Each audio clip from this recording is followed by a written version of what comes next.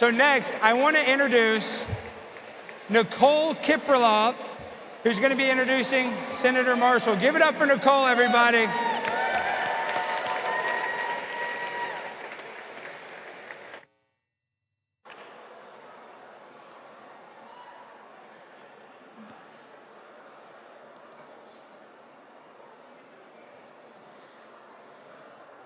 Being a true fighter for conservatism requires willingness to sacrifice personal comfort, ambition to stretch beyond perceived limitations, and strength to withstand unimaginable opposition.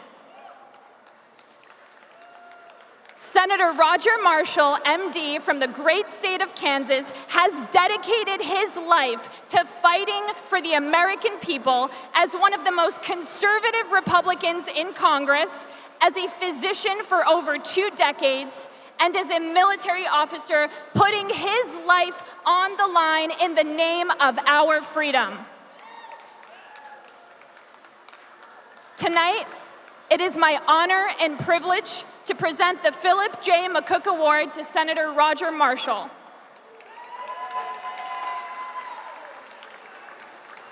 The New York Young Republican Club presents this award, named in honor of one of the club's founders and presidents, to an individual who has demonstrated a commitment to service that champions conservative values and upholds the traditions that make America the greatest nation on the planet. From his bravery in fighting against wokeism in the military that threatens our national security, to his advocacy for parents' rights in the face of a radicalized social agenda indoctrinating our children, Senator Marshall is the embodiment of courage during the most significant corruption, cultural devastation, and degeneracy that this country has ever seen. Whether he is fighting for his patients, his constituents, or the American people as a whole, Senator Marshall's service to this country is a reflection of who he is beyond his many accomplishments.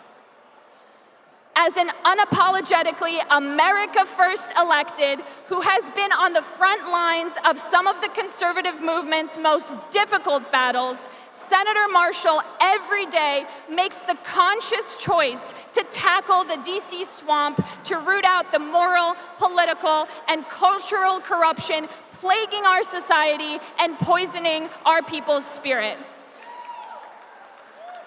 Senator Marshall's service is a reminder to all of us that the most important thing we can do to help conservatism is to run unwaveringly towards the fire to save our great nation. Senator Marshall, thank you for your service in every way, and I am honored to present the Philip J. McCook Award to you tonight.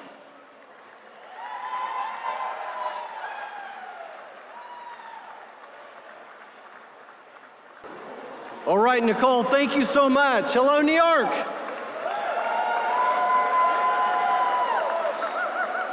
We're not in Kansas anymore, Toto. You know, I was just excited all the diversity here tonight. You know, I didn't think a Duke graduate like Nicole, a person from Kansas University, could share the same stage together, but it looks like we're doing fine so far. Gavin, congratulations. Where's Gavin? What an incredible gala tonight. And is this Chelsea? Gavin, you need to put a ring on this. Did he say girlfriend?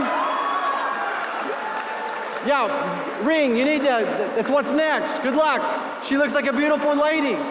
All right. You know, it is truly great for me to be here with the young Republicans of New York. And I just got to tell you that to be in a room full of young conservatives gives me hope that common sense and traditional American values still exist. Ronald Reagan once quipped, folks, this is Ronald Reagan I'm quoting here. Ronald Reagan? Okay. Ronald Reagan once said, "The trouble with our liberal friends is not that they're ignorant. It's just that they know so much that isn't so." So let's set the record straight tonight, shall we? You know, I'm joined by my wife, Lena, tonight, and we celebrated our 40th anniversary this year.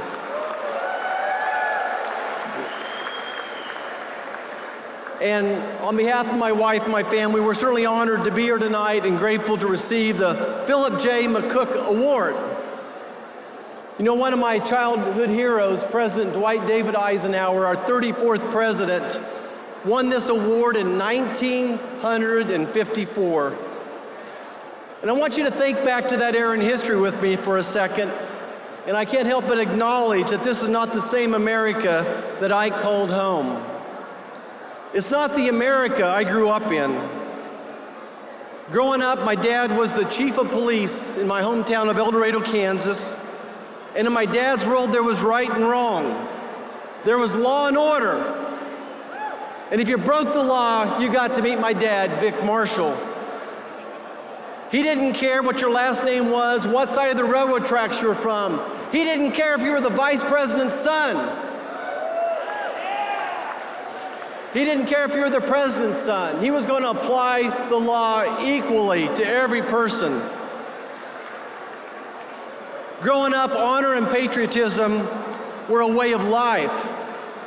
God-given genders were not up for discussion, debate, or dispute.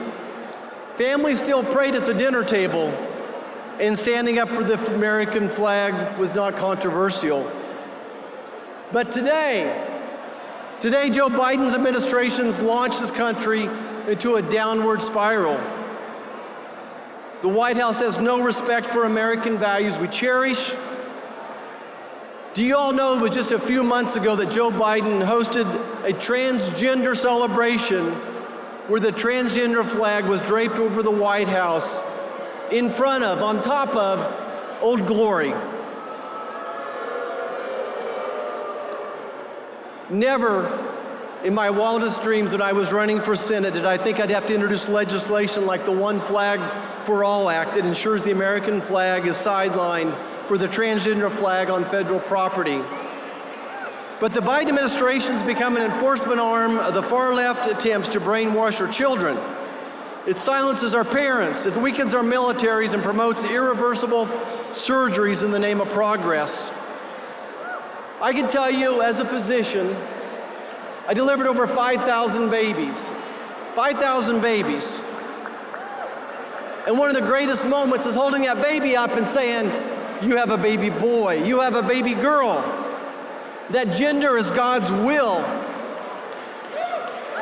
And any decision to defy that comes out of human pride and is the slap of the face of our Creator. In the Senate, I've been a leader against this radical transgender agenda, which is promoting child abuse and mutilation.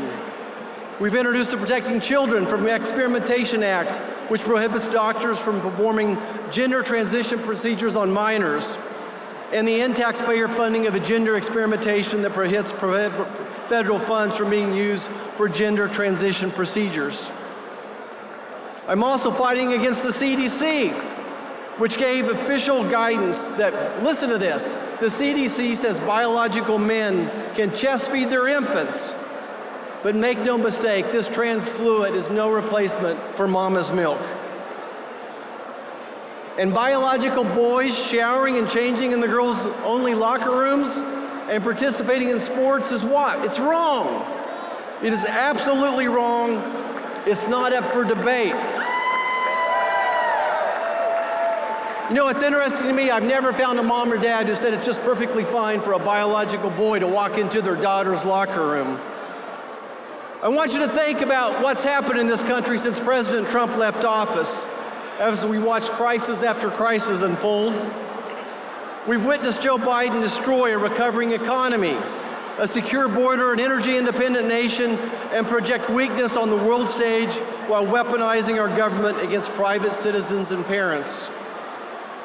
Joe Biden's created an unprecedented border crisis. Over 10 million illegal immigrants crossing our southern border. 10 million! That ought to get you all fired up.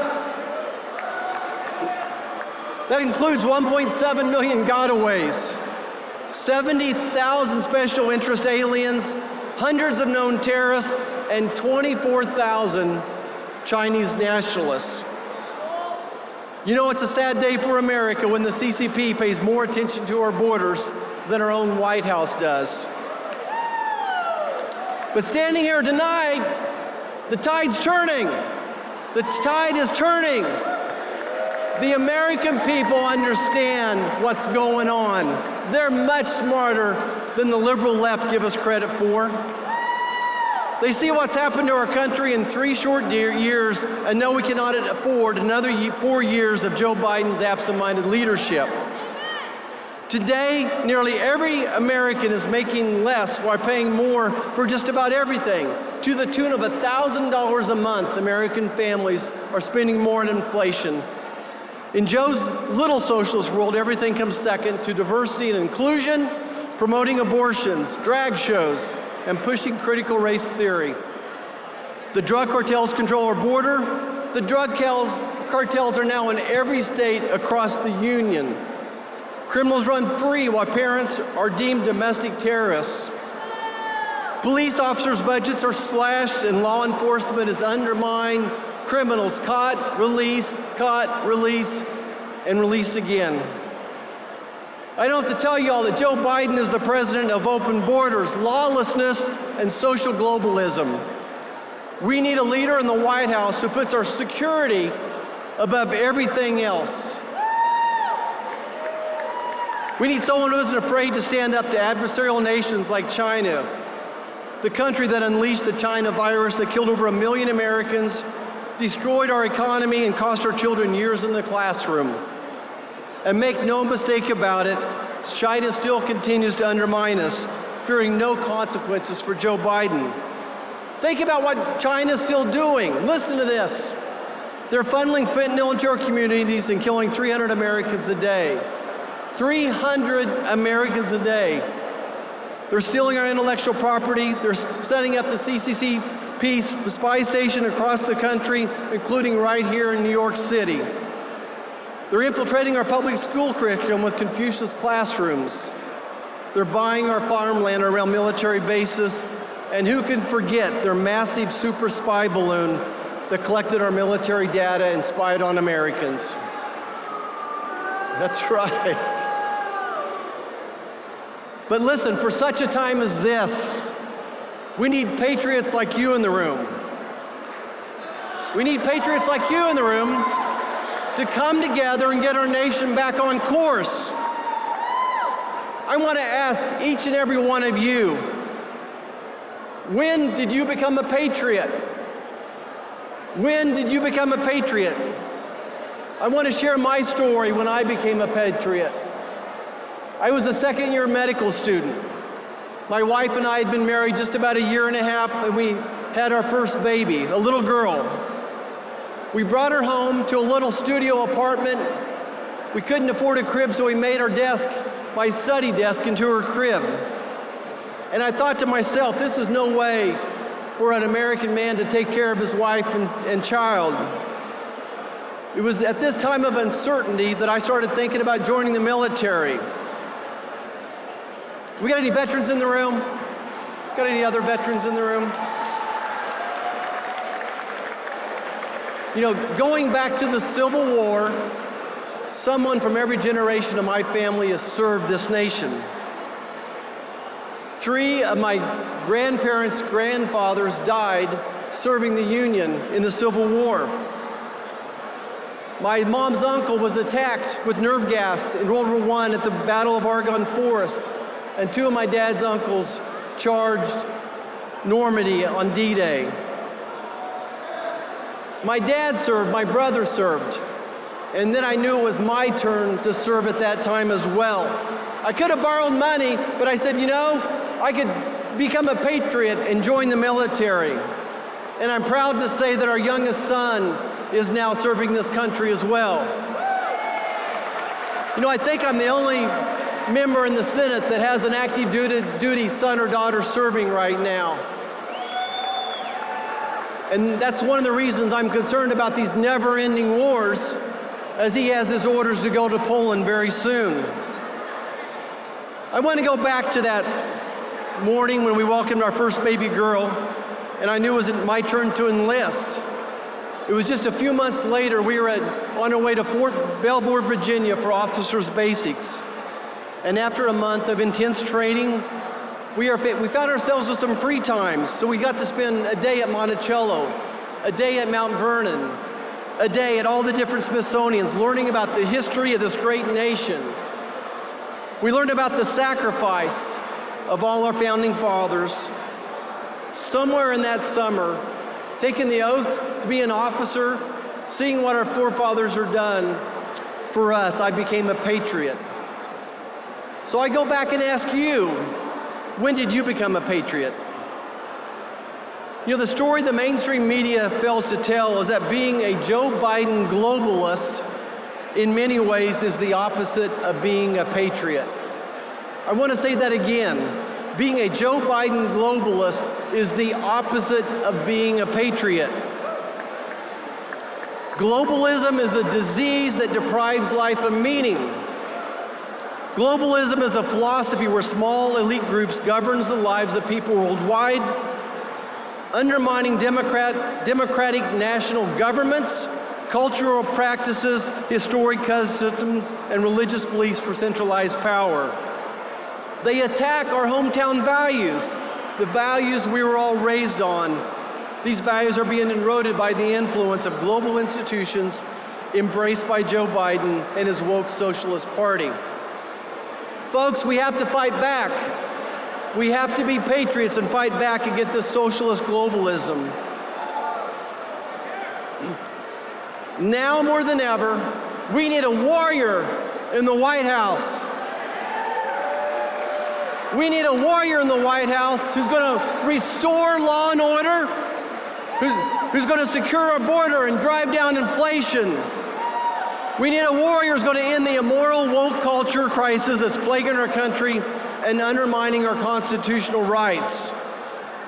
We need a warrior who's going to demand respect on the world stage and hold our adversaries accountable. We need a person who ends Biden's war on agriculture and instead respects our farmers who feed the world. And Mr. President, if you're listening, thank you for getting $28 billion from China to help our farmers through some tough crisis at the start of COVID. You know, the first time I met President Trump, he asked me, "How are your farmers doing?" And I appreciate his affection for the farmers. Joe Biden declared war on American agriculture and American energy the day he took office. We need a warrior who's going to fight for American energy independence, and we need a fighter who advocates for parents and not against them. Let me tell you who that warrior is. Donald John Trump is that warrior. How do we know it? We know it because we've seen him do it. Too much is at stake in this election.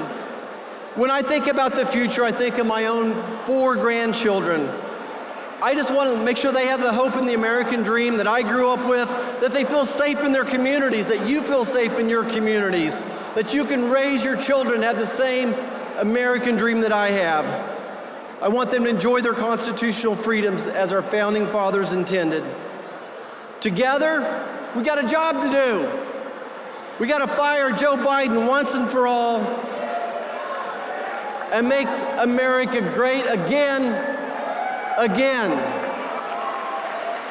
Thank you so much. God bless you all.